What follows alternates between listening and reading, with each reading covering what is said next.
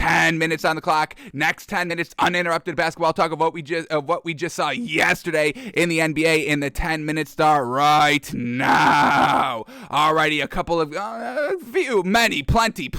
plenty of games on in the NBA last night. So let's start with this one. Magic at the Heat, and Jimmy Butler is back. So now we can start betting the Heat a little bit more. Maybe not 100% because Bam Adebayo is still out, but Jimmy Butler, we know he's, one of the top dogs here of this Heat team. So love seeing this. The Heat get the win here, 93-83. Nice 10-point win here. Jimmy Butler, first game back, 17 points, 11 rebounds. Didn't shoot well, 35%. But, hey, getting his little feet wet, no big deal. He was a plus 16 on the floor, the best of the squad there for the Heat. So very well done. The Heat were missing a lot of people as well. I mean, this was their starting lineup, folks. We got Gabe Vincent, Max Struss, Omer, Yurstevin, and Duncan Robinson. So, I mean, they're still missing all their players basically last night, and they still get the win because that's what Jimmy Butler does, folks. We had Gabe Vincent with 13 points, 8 assists. We had Max Struss, 13 points, and then Omer Yurtseven, 16 points, 15 rebounds, very well done. And then Tyler Hero, little uncharacteristic, bad game last night, 2 points on 5 shots. What was up with that? He did have 8 assists. We will give him a little bit of credit. And then shout out to Caleb Martin off the bench with 17 big old points, able to carry the load off the bench here for the Heat because Tyler Hero was not.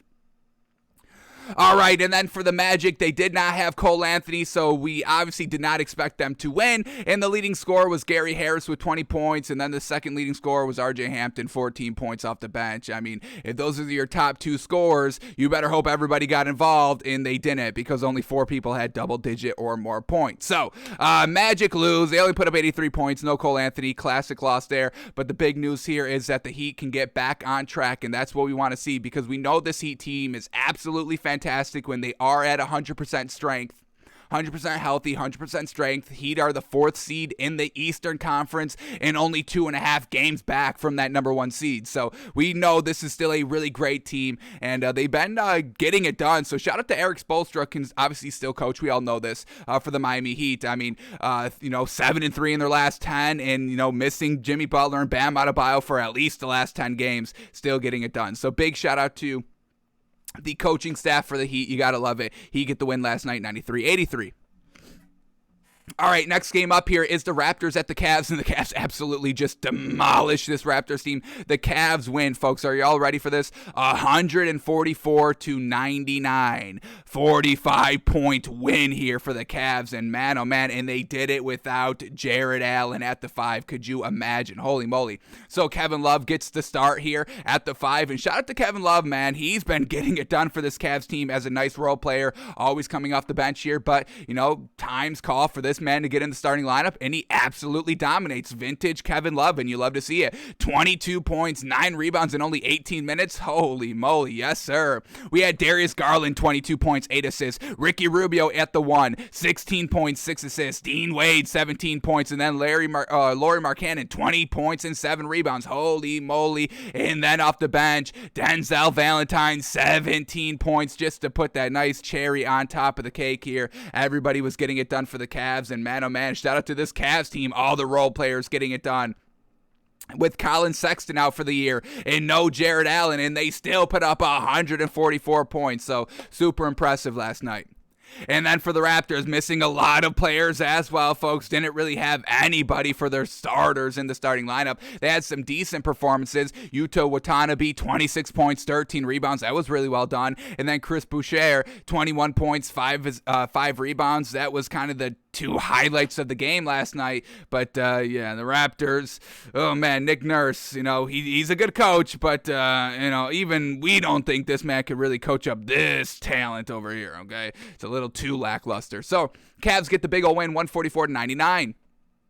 All right, next game up, 76ers at the Wizards, and finally, the 76ers blow out a team. I don't think we've seen a blowout in the last month and a half here for the 76ers, so we'll see if this is going to start to get back to the early start, the first 2 weeks, 3 weeks for the 76ers, where they were so gosh damn hot, folks. So 76ers win over the Wizards, 117-96, big old dominant win here for the 76ers, we had Seth Curry at the 1, 11 points, 9 assists. Tyrese Maxey, 13 points. Joel Embiid down low doing his thing, 36 points, 13 rebounds. Tobias Harris, 23 points, 7 rebounds. Fantastic. No Danny Green last night, which we are perfectly fine with. They don't need him. And then Furkan Korkmaz with 14 big old points coming off the bench here. So some nice solid scoring. The starters all got it done here. Matisse Thybulle fills in for Danny Green at the 3, but does basic Danny Green things. No points on one shot,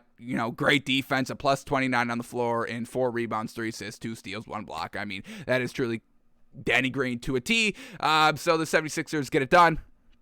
And then for the Wizards last night, Kyle Kuzma, what is this man looking like? 12 points. He had 10 rebounds. I'll give him the 10 rebounds, but minus 23 on the floor. That was the worst on the team, and we see this very consistently. No Bradley Beal last night for the Wizards, so they do just naturally look up to Kyle Kuzma to now be kind of the number 1 option out here, and he doesn't put up number 1 option numbers, folks. So once again, still selling Kyle Kuzma, still selling this Wizards team. A little unfortunate. We get Montrezl Harrell off the bench, 15 points, 4 rebounds, real solid. He was a plus 3 on the floor. He was really one of the few players. There was like 4 players in total, but the other 3 of the 4 that had a plus in the plus minus, the other 3 only played less than 10 minutes. So, I mean, Montrezl Harrell, a plus 3 on the floor, and that's basically their best asset for the Wizards, obviously, besides Bradley Beal.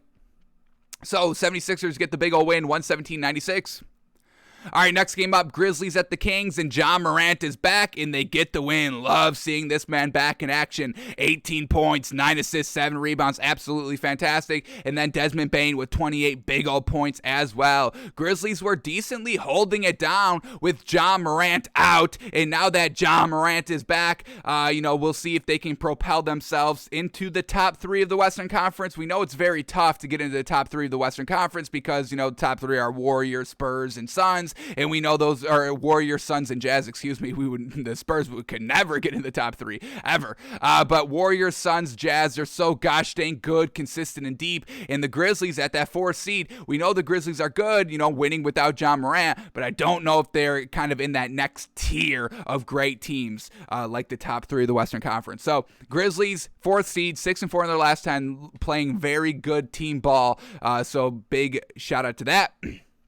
So the Grizzlies get the win, 127-102 over the Kings. Who got it done for the Kings? De'Aaron Fox is back, 12 points, 5 assists. Buddy Hield back down to the bench, 2 points on only 3 shots, 0 of 2 from the 3. So once again, we are waiting for the Buddy Hield trade potentially. All the guards are back, so they can bring Buddy Hield back down to the bench. We saw Buddy Hield in the starting lineup because the guards were gone, but the Kings are still kind of adamant of moving off of Buddy Hield. There's no reason why this man should be playing on the bench here. So expect the Kings to still trade Buddy Hield, and we'll see which potential championship contender goes out for him at the trade deadline. Grizzlies get the win, 127-102. All right, next game up, Pelicans at the Thunder, and the Thunder get a win here. Nice, very well done, 117-112 over the Pelicans. Close game all throughout, and the Thunder get it done. Luguentz Dort, 13 points, a plus 13 on the floor. The defense has been coming through perfectly here by Luguentz Dort. They move him to the 4, and I think that's the better option. We don't love his offensive production, and it's not consistent enough to really play a 3 role. So Dort at the 4, I think this could be great here for this Thunder team, and they're kind of streaking a little bit. What do we got for this Thunder team in the last 10? Their last 10 meetings, last 10 games. What do we got? 6-4 in the last 10, trying to climb out of the gutter here. 13th seed in the Western Conference at 12-20. Got to try and get to 14 wins to try and get in that 10th seed for that play-in tournament. But I kind of like what the Thunder are doing here. Scrappy team trying to figure out the starting rotation to the T here to try and make that next step to a playoff kind of team. So Shai Gilgeous-Alexander, 31 points, 5 assists. We had Josh Giddey, no points on 8 shots, but 10 assists and 10 rebounds. We'll take that. Jeremiah Robinson-Earl at the 5, 15 points, 7 rebounds. And then off the bench, Theo Melendon, folks, 12 points and 5 rebounds. And also Kenrich Williams, 10 big old points and 5 rebounds. So watch out for this Thunder team, folks. I think I'm liking it. And how could we forget Aaron Wiggins filling in kind of at the 3 for Luguentz Dort because Luguentz Dort was playing the 3. They moved him to the 4. So Aaron Wiggins at the 3, 24 points, 6 rebounds on 80% shooting. That's nothing Luguentz Dort does consistently, folks. So yes, this could be it for the Thunder. Let's keep an eye on it as we progress kind of to the midway point of the season. But very well done by the Thunder getting the win. And then for the Pelicans, that is our 10 minutes, but let's keep going here. We got 3 more games to go over, so let's finish it out a little bit quickly here. Brandon Ingram, no points. What the hell is that? 8 minutes, unfortunate there. No Valanciunas, Jonas Valanciunas last night, so another reason why this Pelicans team should have lost. Willie Hernangomez filling in for Valanciunas at the 5, 14 points and 6 rebounds. Let's shout out Josh Hart, who truly got it done. 29 points, 10 rebounds, 4 assists, 3 steals on 58% shooting. Unfortunately, he could not single-handedly will his team to a win here. So Pelicans get the loss without Valanciunas. Thunder get the win 117-112. All right, next game up that we don't even have to spend any time on. Pistons at the Spurs. 2 garbage teams. Spurs blow them out 144-109. We don't need to get into it. Next game up, Pacers at the Bulls. Bulls get the win 113-105. Pacers made it look a little close. Sabonis playing the 5 here. 14 points, 16 rebounds, still coming up short here. Let's shout out Karis LeVert at the 1, 27 big old points, 9 assists. Now that is interesting. We'll see if he still plays the 1. And we see this Pacers kind of shifting their starting lineup here. It's still resulting in the losses, which once again just points to, hey, you just got to get rid of everybody and start fresh because this Pacers team, they just don't win. So we'll see what the Pacers continue to do with their starting lineup. And then for the Bulls, DeMar DeRozan. And man, oh man, shout out to DeMar DeRozan, folks. So gosh damn consistent, man. 24 points, 2 steals, 3 assists, 3 rebounds, a great night. We had Vucevic, 16 points, 15 rebounds, classic Vooch. And then Zach LaVine, 32 big ol' points, 5 assists, 4 rebounds. No Lonzo Ball, and they get the win, folks. Bulls get the win 113-105. And then the last game of the night, Nuggets at the Clippers. And we had Boston Jr. trying to take this game-tying 3. And just watch this shot, folks. What the hell is this? What the hell is this? Just throwing up a prayer? Garbage. So Nuggets get the 3-point win, 103-100. Clippers couldn't pull off that last-second 3 to tie up the game. No Paul George for the Clippers, so we don't really expect them to win. And then for the Nuggets, Jokic, 26 points, 22 rebounds. Man, he truly got it done. But that was it. No Aaron Gordon last night, so Jokic by himself can get it done, and that's what we know. Aaron Gordon really does not do anything beneficial for this Nuggets team overall. We still have our same feeling on the Nuggets. You don't bet them. There's no viability here. Yes, they get the win, but it was with no Paul George last night. Not that impressive. All right, so that was all the NBA last night. Let's quickly see if there's any great value tonight in the NBA.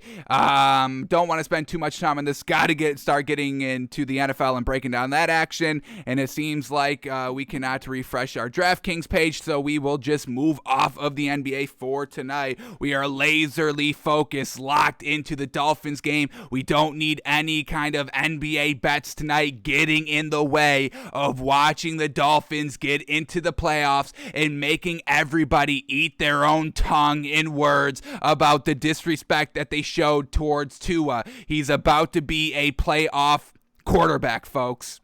Come on, give him his credit. Alrighty, so